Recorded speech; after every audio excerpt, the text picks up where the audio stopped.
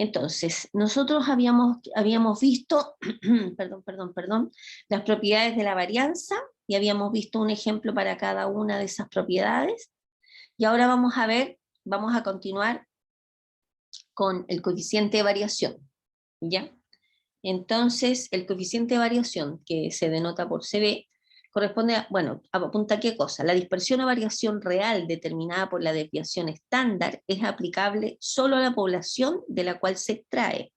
Si nosotros deseamos comparar variabilidades entre dos poblaciones en que las medias sean distintas, o sea, son desiguales, y las unidades de las poblaciones son distintas también, entonces las medidas de variabilidad respectiva no nos entregarán una información satisfactoria. O sea, no vamos a poder emitir una opinión de una población respecto de otra teniendo esta información.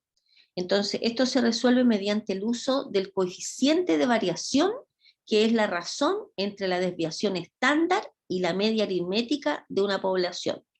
Entonces, que el coeficiente de variación de una población X corresponde a sigma X partido por mu sub X, ¿de acuerdo?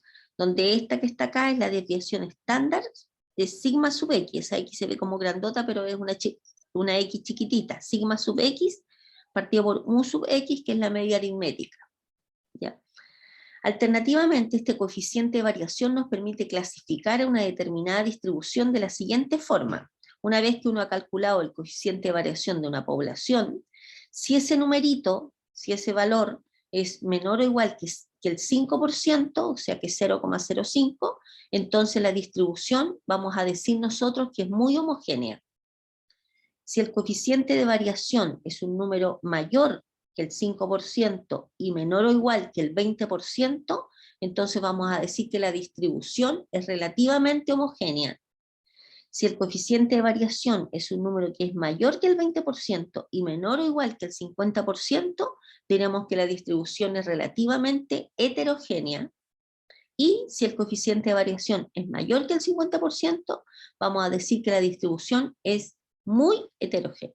¿De acuerdo? Entonces, una vez que hemos calculado el coeficiente de variación, nosotros podemos emitir un juicio respecto de cómo es la distribución. ¿De acuerdo? Entonces tenemos las siguientes distribuciones. Por ejemplo, si tenemos una A y B. Entonces tenemos los datos de A son 10, 9, 7, 9, etcétera, y los datos de B son estos que están acá. ¿Cuál de ellas tiene una menor variabilidad? ¿De acuerdo? Entonces, primero vamos a calcular, obviamente sacamos, bueno, la media de este, que es la sumatoria de todos estos, dividido por, en el caso de A, 1, 2, 3, 4, 5, 6. Entonces 10 más 9 más 7 más 9 más 4 más 12 dividido por 6 nos da 8.5. Y el sigma sub A, acordémonos que es la raíz de esta que está acá.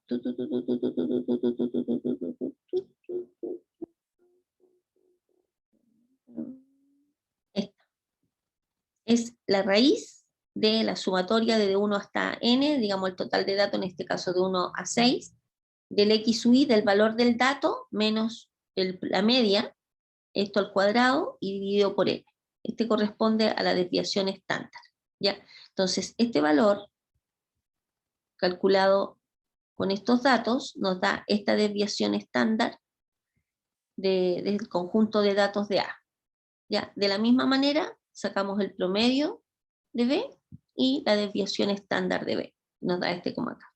Entonces, nosotros ya sabemos el coeficiente de variación de A, digamos, de los datos entregados en A, en la población A, es este dividido por este, ¿cierto? Que nos da un 0.2941, o sea, 2,5 dividido por 8,5, y el coeficiente de variación de la población B, 2.4744 dividido por este otro, nos da 0.3039. Por lo tanto, fíjense, entre 0.2941 y 0.3039 son cercanos, pero A tiene una menor variabilidad porque tiene el menor coeficiente de variación. ¿De acuerdo? Por lo tanto, para determinar medidas representativas de una cierta base de datos, debemos considerar el siguiente cuadro resumen. Y ahí aparecen como la medida de tendencia central, las medidas de dispersión, el uso de distribuciones, las ventajas, las desventajas. Ya es como un análisis comparativo. Cuando queremos describir una variable, usamos alguna medida de posición central y una medida de dispersión. El par de medidas más comúnmente usado es la media aritmética y la desviación estándar. Pero vimos que cuando la distribución de las observaciones es sesgada, la medida aritmética no es una buena medida de posición y preferimos la mediana. La mediana en general va acompañada del rango como de medida de dispersión. Pero cuando observamos valores extraños, o sea, por ejemplo, de repente uno hace una encuesta y encuentra, supongamos una encuesta de la misma del tema de las edades, de repente uno tiene 19, 18, 21, 23, y de repente hay un valor extraño, una persona de 50 años. Eso es algo extraño, ajeno. Entonces, cuando observamos ese tipo de valores que se disparan, digamos, el rango se ve demasiado afectado, por lo que preferimos usar el recorrido intercuartil, ¿de acuerdo? Porque acuérdense que cosa era el rango, es la diferencia entre el valor máximo y el valor mínimo. Entonces, por ejemplo, si estamos haciendo algún tipo de encuesta respecto, por ejemplo, de los estudiantes de bachillerato primer año de la USACH, empezamos a entrevistar y aparecen 21, 20, 22, 18, 19 y de pronto 50 años. Entonces es una persona que simplemente a lo mejor ya tiene otra carrera y decide seguir estudiando, entró a la universidad y tiene 50 años. Pero ese 50 años, por ejemplo, en el rango, 50 años menos el valor mínimo que es 18, 50 menos 18 es un número súper grande, entonces eso puede tender a cambiar los valores. Entonces por eso es mejor usar el recorrido intercuartílico, y nosotros ya lo vimos como para que nos dé un análisis con más sentido respecto de la variabilidad de los datos. ¿Ya? Ya, ahora vamos a ver qué cosas son los valores extremos, outliers. Los valores extremos son valores que se alejan del conjunto de datos, o sea, en el fondo esta persona de 50 años, que obviamente es joven, por supuesto, pero no tiene ni 18 ni 20, es 50. Depende, bueno, de cómo haya llevado su vida, qué tan viejita va a estar o qué tan joven. Es variable. Reglas para identificar los valores o datos extremos. Vamos a definir una observación X sub I asterisco como extremo si es que cumple con esto que está acá. O sea, X sub I asterisco, que en el fondo es el dato I, va a ser extremo si es que satisface que X sub I asterisco es menor que el Q sub 1, el cuartil 1, menos 1.5 multiplicado, ese asterisco aquí juega el rol de multiplicación por si acaso, este de acá es un asterisco, digamos, destacando el valor del dato X sub I, menos 1.5 por el cuartil 3 menos el cuartil 1, o sea, si cumple esta condición, si el dato al ser reemplazado acá cumple esta condición, o si cumple esta otra condición, que es que el dato destacado es mayor que el cuartil 3 más 1.5 multiplicado por el cuartil 3 menos el cuartil 1. Si cumple esta condición o cumple esta otra condición, vamos a decir que estamos frente a una observación, que sería el X sub I asterisco, que sería como un extremo, ¿ya? Esta que está acá serán las primeras y últimas observaciones de la serie ordenada en datos, o sea, lo que estamos hablando acá. Cuando uno va a buscar cuáles son los valores extremos, va a ser el primero o el segundo, o sea, perdón, o el último. Acuérdense que uno toma el X1, el X2, el X tanto hasta el XN y lo ordena en orden de, toma todos los datos y lo ordena de menor a mayor. Entonces, en el fondo, el X1 va a ser el menor, el X2 el siguiente, el X3, etcétera, etcétera, hasta que el último, el XN, va a ser el mayor. Por lo tanto, ¿cuáles son los datos que usa para hacer el análisis? Son extremos, el primer valor y el último valor. Y lo reemplazamos acá, si cumple esta o cumple esta otra, vamos a decir que ese es un valor extremo. ¿Ya? Y obviamente para poder comparar y meternos acá, tendríamos que sacar el cuartil 1 y el cuartil 3, para poder reemplazar los valores acá. ¿Ok? Veamos un ejemplo. Veamos un ejemplo. Consideramos, por ejemplo, lo que habíamos visto antes, la edad de los 20 sujetos que ya las tenemos ordenadas. El primer dato es 32, el segundo es 37, 39, 40, etcétera, etcétera, y el último dato es 51.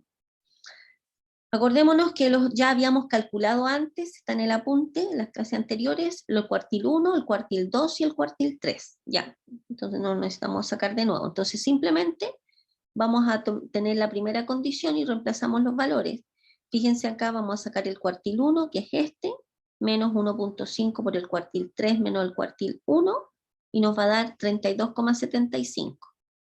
Entonces la primera condición tendríamos que ver si el valor que vamos a analizar, que lo vamos a hacer ahora, es menor que 32,75, o que el valor que vamos a analizar tiene que ser mayor que este que está acá, que al hacer los reemplazos nos da 54,75. Entonces, por ejemplo, vamos a analizar, voy a usar un poquito el lápiz, vamos a analizar, por ejemplo, este dato, que sería, y después vamos a analizar este otro dato, ya, que son los extremos, el menor y el mayor. Entonces, vemos acá, 32 es menor que 32,75, sí, ¿no es cierto? Por lo tanto, inmediatamente, el x sub 1 asterisco, efectivamente es un valor extremo. ¿Por qué? Porque 32 es menor que 32,75. Basta que cumpla una de las dos condiciones, ¿de acuerdo? Para que sea un valor extremo. Por lo tanto, este que es 32, efectivamente es un valor extremo. ¿Qué pasa con este otro? Con el otro valor que vamos a analizar, el 51. Entonces, en el 51 es menor que 32,75, o sea, 51 es menor que 32,75. No, ¿no es cierto? El 51 es mayor que 54,75, tampoco, ¿no es cierto? Por lo tanto, este valor no es un valor extremo, ¿de acuerdo? A pesar de que es el valor máximo, pero no es un valor extremo, ¿de acuerdo? Solamente este dato, que el 32, corresponde a un valor extremo, ¿de acuerdo? ¿Ya? O sea, basta que cumpla una de las dos condiciones, ¿ok? Bien, sigamos. Ya, vamos a ver ahora diagrama de caja con bigotes, box plots. Chistoso. Ya, los diagramas de caja son una presentación que describe varias características importantes, tales como dispersión, y además sirve para comparar distribuciones. Cuando tenemos dos o más distribuciones, para su construcción se necesitan los tres cuartiles, el valor mínimo y el valor máximo. ¿Ya? Entonces, lo primero, los pasos son dibujar la caja que empieza en el primer cuartil y termina en vamos a hacer un ejemplo acá abajo, ¿ya? Los pasos a seguir, así como de manera algorítmica, dibujar la caja que empieza en el primer cuartil y termina en el tercer cuartil, dibujar la mediana como una línea dentro de la caja, por último se extienden las líneas llamadas bigotes, saliendo de la caja hasta el mínimo y el máximo valor observado, salvo en la presencia de valores extremos. Si existen valores extremos, estos deben quedar representados por algún símbolo, tal como este cuadradito, este triángulo, este rombo, puntito, etc.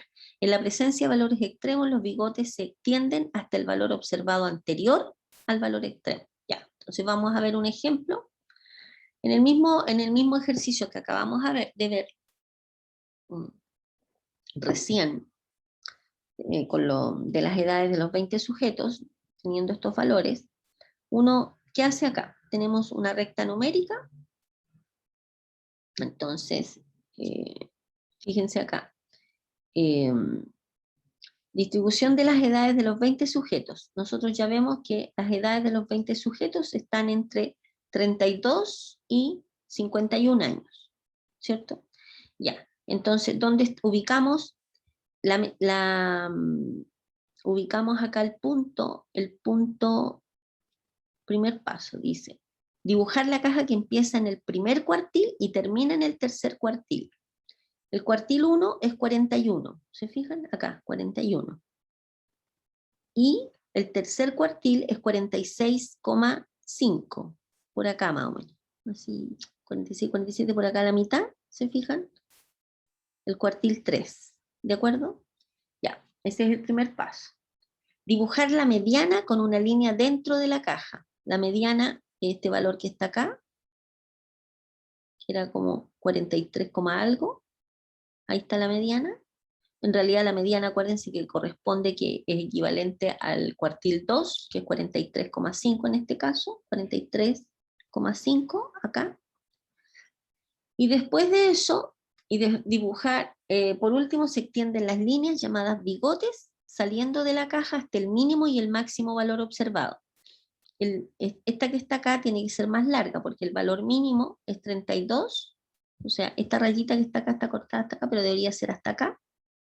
O sea, esta, sí, hasta acá, y el valor máximo 51, hasta acá. O sea, lo único que en esta rayita está, a ver, la voy a arreglar.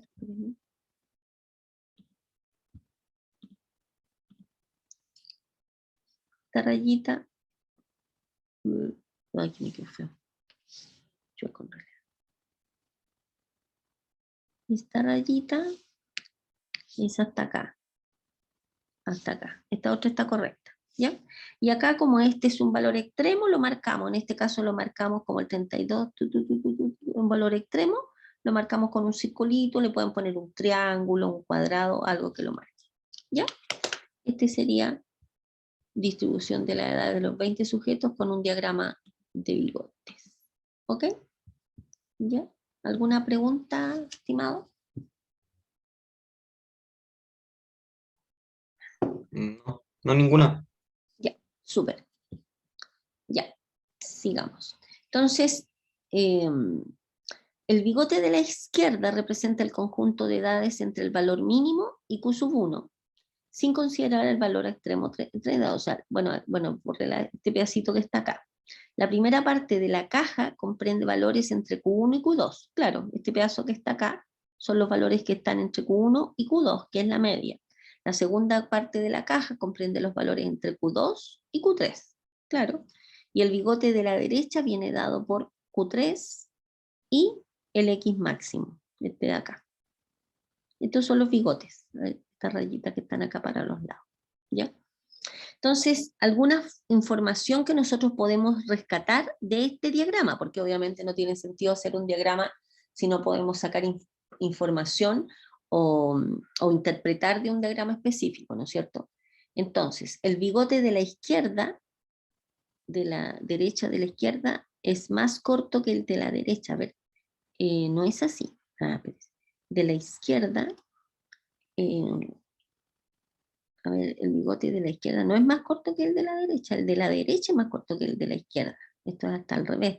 El 25% de las edades de los más jóvenes está menos dispersa que el 25% de mayor edad. Eso es correcto. La desviación intercuartílica Q3 menos Q1, que es 3, es decir, ¿qué significa? La diferencia máxima de las edades corresponde al 50% de los valores centrales, es correspondiente al 50% de los valores centrales, es 3 años. ¿Ya? Ahora vamos a entrar en un tema que yo quería entrar la próxima semana, pero dado que tenemos tiempo, vamos a entrar al tiro nomás. Total, al final, cuando ya tenga más quórum, como vamos a hacer puros ejercicios, esto va a ser todo repasado en los ejercicios, así que comencemos nomás. Ahora vamos a trabajar con lo que nosotros hemos hecho hasta ahora es sacar distintos tipos de magnitudes que nos indican cosas respecto de una población específica. Ahora lo que vamos a hacer, vamos a hablar de dos poblaciones, bueno, son dos o más poblaciones, pero por lo mínimo dos, donde vamos a poder hacer análisis comparativo entre, entre por lo menos dos poblaciones. ¿Ya? Entonces vamos a comenzar las distribuciones bidimensionales. En la investigación estadística es muy frecuente encontrar variables que están relacionadas o asociadas entre sí de alguna manera. Por ejemplo, el gasto familiar depende del ingreso. Claro, el peso de las personas depende en general de la estatura, etc. Si se fijan aquí aparecen dos variables, por ejemplo, peso con estatura, gasto familiar con ingreso. Entonces ahora incorporaremos otra variable. Observamos simultáneamente estas dos variables o características en cada elemento o unidad de observación. Estadísticamente, en el caso, por ejemplo, cuando hablamos de una unidad de observación, es que uno le pregunta a una persona, le dice, a ver, dígame, ¿cuál es su altura y cuál es su peso? Entonces, la persona va a entregar en el fondo un par ordenado cuando responda a la pregunta. ¿Qué información va a estar entregando? Va a estar entregando un X sub 1, un Y sub 1. Una persona va a decir altura, 1,70 m, peso 80 kilos. Otra persona va a decir una altura, 1,60 m, peso 55 kilos. Y esa la vamos a llamar Y sub 2. Altura, peso, altura, peso. ¿Se fijan? Entonces, una enésima persona va a entregar una altura, un X sub n, y va a entregar otro Y sub n. Entonces, al final vamos a tener, por ejemplo, pares ordenados de información, donde la primera variable representa un dato y la segunda variable representa otro dato, pero este par ordenado de datos corresponden a una sola persona que respondió estos dos datos. ¿De acuerdo? A eso nos referimos con una unidad de observación. O sea, una persona es una unidad de observación. La otra persona responde a dos datos, pero corresponde a otra persona, o sea, otra unidad de observación. ¿De acuerdo? Ya. Estadísticamente, en el caso bidimensional, estamos hablando de dos datos, se puede considerar los siguientes aspectos. Las distribuciones bidimensionales de frecuencias, que se refiere a la presentación de tablas bidimensionales de frecuencia y la reducción de datos bidimensionales a través del cálculo de estadígrafo o medidas de resumen. Y también podemos considerar, bueno, primero lo que estamos hablando acá es que vamos a ver las tablas de frecuencia, cómo se escribe una tabla de frecuencia bidimensional, con dos variables. Determinar o construir modelos para expresar y medir la relación o asociación entre dos variables para predecir o explicar el comportamiento de una variable en función de otra variable. Entonces vamos a hacer esto. Primero vamos a ver tablas de frecuencia y después cómo las interpretamos, ¿ya? Y cómo relacionamos, por ejemplo, esas dos informaciones, ya esos dos datos. ¿Ok? En esta parte del curso solo se verán algunos tópicos del aspecto A. Para el caso de una dimensión tenemos los valores de las n observaciones x1, xn, y luego se construyen las tablas. Para una serie de observaciones consideramos, bueno, lo que les expliqué recién ahí al lado, que en el fondo vamos a tomar pares de datos. Una persona nos da estas dos respuestas respecto de lo que nosotros le estamos, dos respuestas, otra persona da esto, otra persona entrega esto, etc. ¿Ya? Entonces, ¿cómo se hace una tabla de frecuencias? Simplemente lo que uno hace es, escribe, por ejemplo, acá pone los datos de la variable, de la componente X, que sería este que está acá, el X1, el X2, el X3, hasta el XN, ¿ya? Bueno, XN en el sentido que tuviéramos n datos. Fíjense que acá tenemos X2 hasta XP, y acá tenemos I sub 1 hasta I sub Q, ¿ya? Y aquí se pone la cantidad de datos que aparece en cada una de las variables. Por eso es n sub 1, 1 es la cantidad de veces que apareció el dato x sub 1, y sub 1. El n sub 1, 2 es la cantidad de veces que apareció el dato x sub 1, y sub 2. El n sub 1, 3 es la cantidad de veces que apareció el dato, cuando nosotros hicimos la entrevista, la cantidad de veces que apareció el dato x sub 1, y sub 3, etcétera, etcétera. ¿Ya? Vamos a ver un ejemplo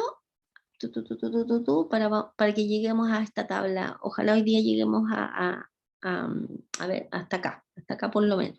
Ya. Vamos a ver un ejemplo. Bueno, antes de atacar el ejemplo específico, vamos a ver los distintos tipos de frecuencias. Vamos a tener frecuencias absolutas conjuntas, que se van a denotar por n y j, y representan el número de veces, lo que dije recién, el número de veces que se repite el par x sub y sub j. Ese sería el n y j, ¿se fijan? El n23 representa el número de veces que se repite el par x2, se fijan, este índice corresponde a este, y el i sub 3 y el índice de este corresponde a este que está acá.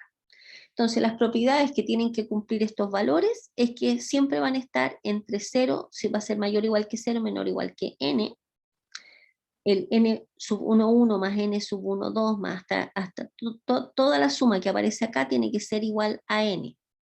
¿De acuerdo? O sea, en el fondo, la suma de todos estos valores, todos estos, sumatoria de todos estos, nos tiene que dar n, que es el total de datos. ¿Ya? Ya. Esas son las frecuencias absolutas conjuntas. ¿Qué son las frecuencias marginales?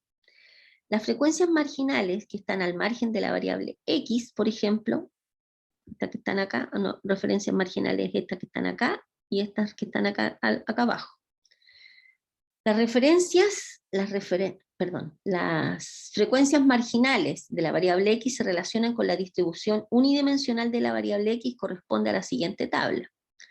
Por ejemplo, x sub i se mueve, la variable x sub i es x sub 1, x2, xn, hasta xp.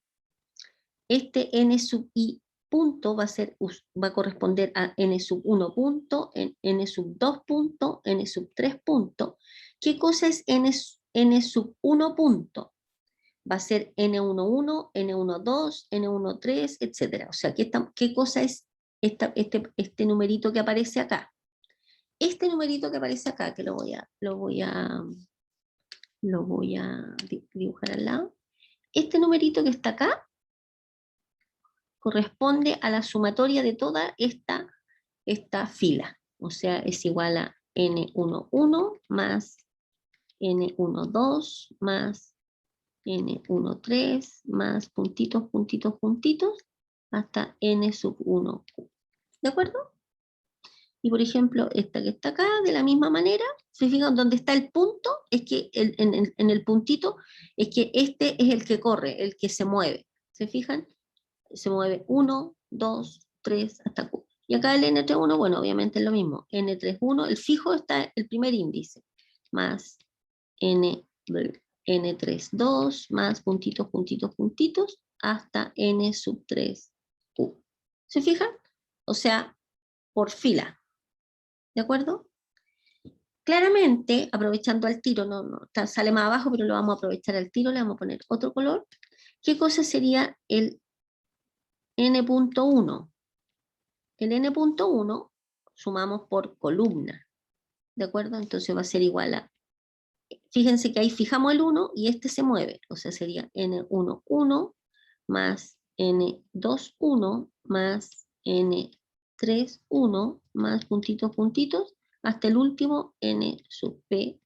¿De acuerdo? Entonces en el puntito se mueven, o sea, estos que están acá abajo corresponden suma de la columna. Y lo mismo con el otro, y lo mismo con el otro. ¿De acuerdo? ¿Ya? Ok. Ok.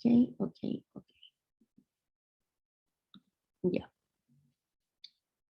¿Dónde estamos? Ya. Bueno, y lo mismo las frecuencias marginales de la variable i, es exactamente lo mismo para la variable i. ¿Ya?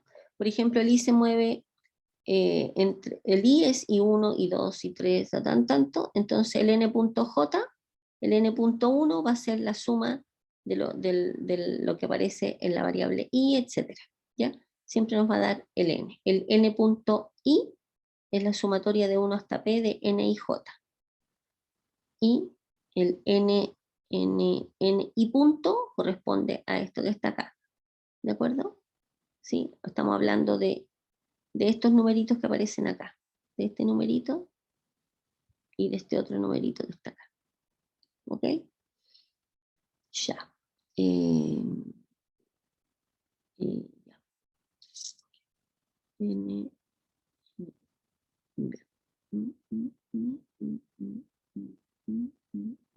Por ejemplo, consideremos el número, sea X, la variable X, el número de personas por vivienda en un determinado lugar, en realidad. Número de personas por vivienda, esa está además ahí, en el tipeo, un detalle. Esa E no corre. El número de personas por vivienda y el número de habitaciones por vivienda, ¿de acuerdo? Habitaciones por vivienda. A ver, voy a borrar o sea, no borrar, no puedo borrar, pero sí rayar.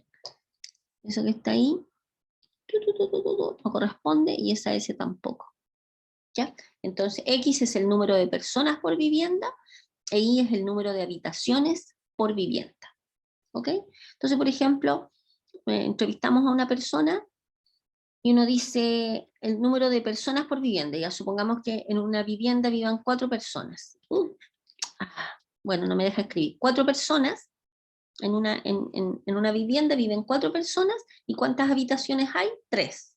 por ejemplo.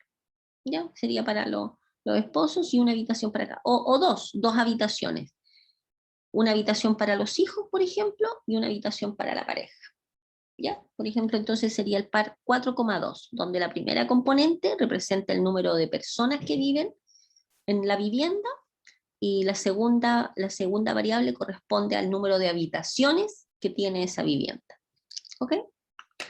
Entonces, X es una variable de tipo cuantitativa discreta, claro, porque obviamente no podemos tener 1,5 personas que viven en una casa, se supone que obviamente cuando hablamos de número de personas son números enteros, por eso es de tipo cuantitativo, que representa cantidad, y discreta, ¿por qué? Porque en el rango en el que se mueven los valores de esta variable son números enteros, números naturales, ¿ya?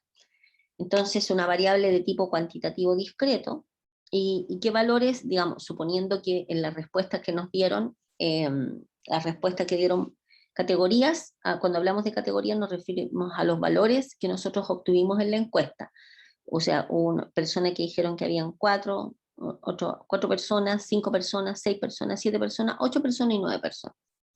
Y en la variable el número de habitaciones por vivienda también es cuantitativa discreta y fluctúa entre 2 habitaciones, 3 habitaciones, 4, 5 y 6 habitaciones. ¿De acuerdo? ¿Ya? Ya. Entonces, primero hacemos una tabla de doble entrada, cuando aquí ponemos x sub y sub i, aquí ponemos los distintos valores de x sub i, que serían el x sub 1, el x sub 2, el x sub 3, el x 4, el x 5 y el x 6. ¿Ya? Son estos valores que están acá. Y al otro lado ponemos los valores de la variable i, que sería el 2, el 3, el 4, el 5 y el 6. ¿Sí? ¿De acuerdo? Ya. Bien, entonces, observemos ahora que las personas que respondieron, a ver, el N31, por ejemplo, veamos la interpretación, bueno, aquí, a ver, lápiz. ¿Qué cosa sería el valor que representa, por ejemplo, el valor N31, que en este caso es 3? Significa que hay 3 viviendas en que habitan 6 personas. Veamos qué cosa es el N31. El N31, espérense, tengo que correr el N31, que es este que está acá, fijémonos.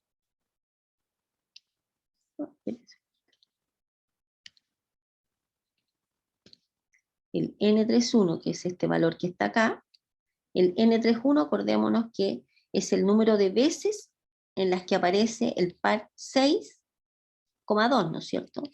Acuérdense, este es el X sub 3 y este es el Y sub 1, ¿cierto? Los datos que aparecen acá. Y este, que hay 3 personas, ¿qué significa? Que hay, ¿cuántas? Hay 3 viviendas donde habitan 6 personas y que tienen 2 habitaciones. O sea, en toda la encuesta que nosotros realizamos, vuelvo a repetir, hubieron, supongamos que uno escribiera los datos hacia abajo, así, de alguna manera, bueno, hay otros datos entre medios, pero el valor 6,2 apareció 1, 2, 3 veces. A eso aparece el 3. O sea que en el fondo, en la recopilación de datos que nosotros hicimos, hay 3 personas que viven en una habitación, perdón, en una vivienda donde hay 6 personas que viven ahí y la vivienda tiene 2 habitaciones. Eso que está ahí. Por ejemplo, ¿qué representaría este que está acá? El N53. Se supone, ya cuando el lápiz me reaccione, ¿qué significa? Que hay una sola persona que respondió que vive en una vivienda donde habitan 8 personas y que tiene 4 habitaciones.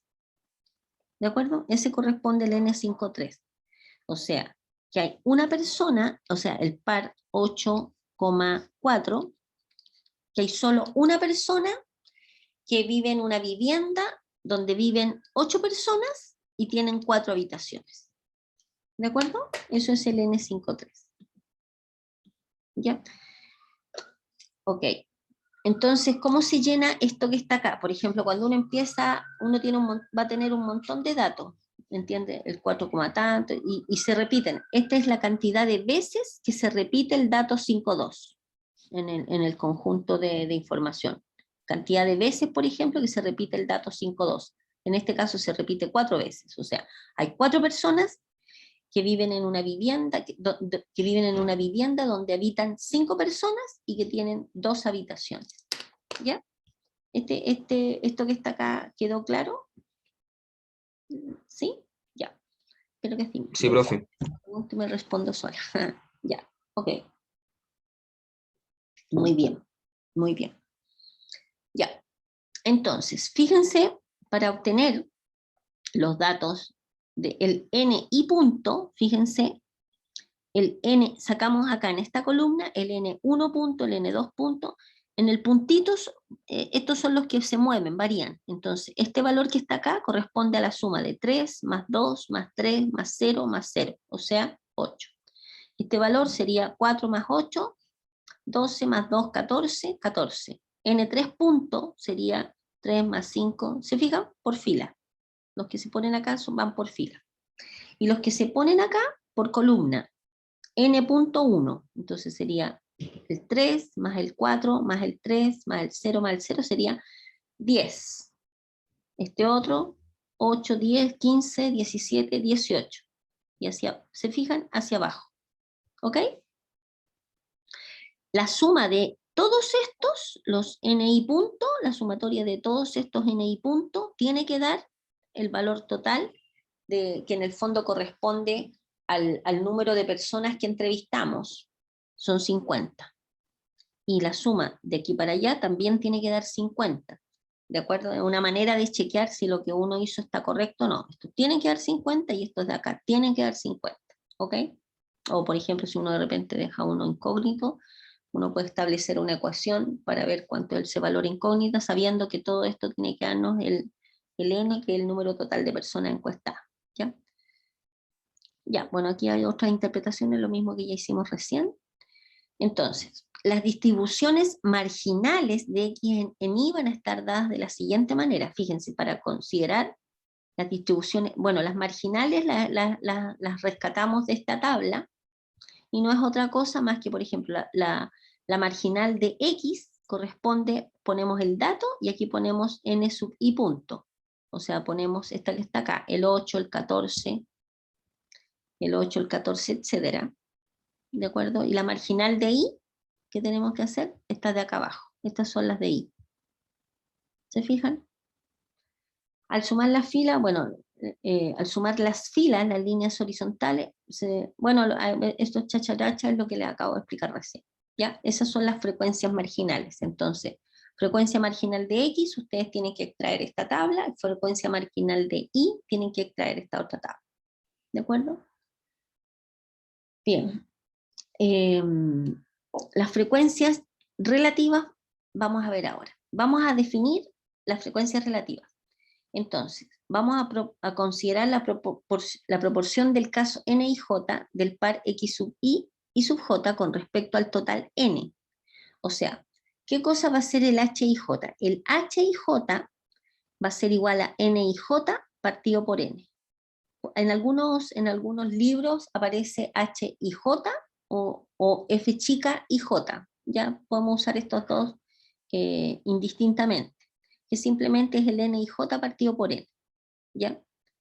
Entonces, cuando hablamos de frecuencia relativa porcentual, simplemente el valor que nos dé acá, que nos arroja acá, lo multiplicamos por 100 y nos va a dar este resultado en porcentaje. ¿Ya? Por ejemplo, ¿qué cosa corresponde el H sub 4,3? Va a ser N4,3, entonces nos vamos acá, ¿dónde está el N4,3? N4,3, que vale 3, dividido por el N, que nos da 50. Y eso nos da 0,06. ¿Qué significa? ¿Cuál es la interpretación de este 0,06? La interpretación, que es una de las cosas más importantes de lo que estamos haciendo, ¿no? Una de las cosas, yo creo que es una de las más importantes, porque en el fondo, vuelvo a insistir, no sacamos nada con tener un montón de datos en un gráfico o descrito en una tabla súper bonita y bien hecha si no sabemos interpretar la información.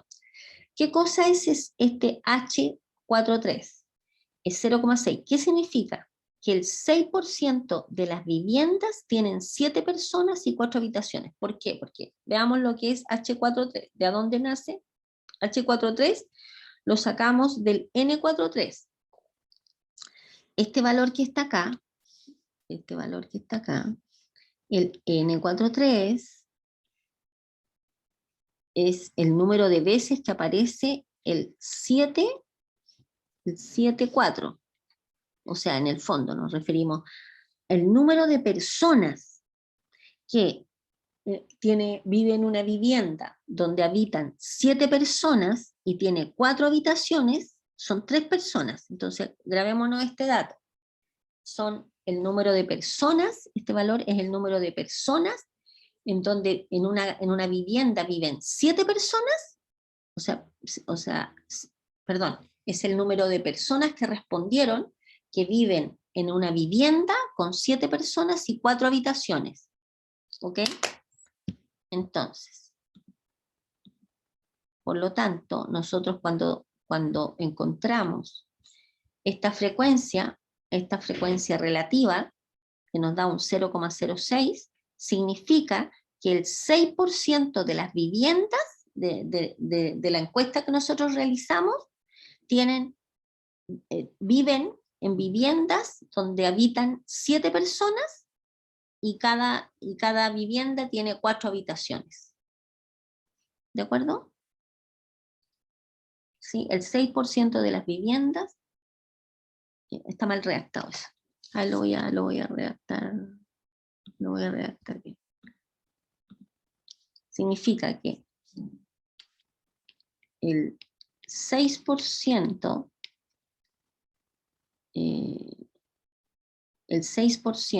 de las viviendas que, a ver,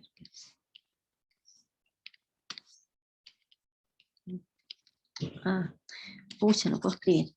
Ya, en el 6% de las viviendas viven 7 personas y tienen 4 habitaciones. El 6% de las viviendas tienen 4 habitaciones y habitan 6 personas. 7 personas, perdón. Ya, no me está dejando escribir. Entonces, el 6% de las viviendas habitan 7 personas y tienen 4 habitaciones. Aquí falta la palabra habitan. ¿Ya? Habitan 7 personas y tienen 4 habitaciones. Entonces, observen ahora que nosotros vamos a agregar otro elemento a nuestro análisis, ya a nuestra tabla, que son estos H sub I punto y los H sub punto J. Ya, entonces, en este caso particular, lo que nosotros vamos a hacer, esta es una nueva tabla en el fondo, que nace a partir de la anterior, pero es una tabla de frecuencias relativas, ¿ya? Entonces aquí volvemos a hacer una tabla de doble entrada, pero en vez de poner estos valores que están acá, que es el número de personas que respondieron, por ejemplo, el dato 5.3 en este caso, etcétera, etcétera, es una nueva tabla que se llama tabla de frecuencias relativas, donde vamos a poner estos valores, o sea, acá, donde tenemos el X1, 4, el Y1, el valor que aparece acá, bueno, no voy a tomar este como ejemplo, porque me fome, vamos a tomar este que está acá abajo, este que está acá abajo, este que está aquí. Este que está acá, este es el H sub 2, 2, el H22, ¿de acuerdo? ¿Qué cosa sería igual? Este es igual a N22 dividido por N, ¿de acuerdo? Entonces, ¿cuál es el N22? El N22, el N22, el N22, N22 es 8 dividido por N, o sea, 8 dividido en 50, tomemos la calculadora, 8, 8.